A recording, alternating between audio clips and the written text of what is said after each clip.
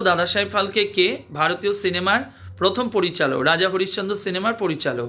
কবে রিলিজ করেছিল? 1913 3 মে সিনেমাটা রিলিজ করে এবং এনার নামে ভারত সরকার 69 থেকে এই পুরস্কারটা চালু করে।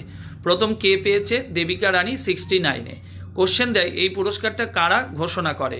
মনে রাখবে ডাইরেক্টরেট অফ ফিল্ম ফেস্টিভ্যাল, যারা কাদের অধীনে? ইনফরমেশন অ্যান্ড ব্রডকাস্টিং মিনিস্ট্রির অধীনে এর একটা সংস্থা, যারাই কিনা তোমার এই পুরস্কারটা দিয়ে থাকে। আর কি মনে রাখবে, প্রথম মরণোত্তরভাবে এই পুরস্কার কে পেয়েছে? 71-এ পৃথ্বীরাজ কাপুর পেয়েছে। এছাড়াও মরণোত্তরভাবে সেকেন্ড পেয়েছে বিনোদ খান্না 2017। আর যদি বলা হয় বাংলা থেকে পেয়েছেন সৌমিত্র চ্যাটার্জি 2011। এছাড়াও যারা ভারতীয়রা পেয়েছে, যেমন 17-র জন্য 18-তে পেয়েছিল অমিতাভ বচ্চন, 18-র জন্য 19-এ পেয়েছে রজনীকান্ত, 19-এর জন্য 20-তে পেয়েছে আশা পারেখ।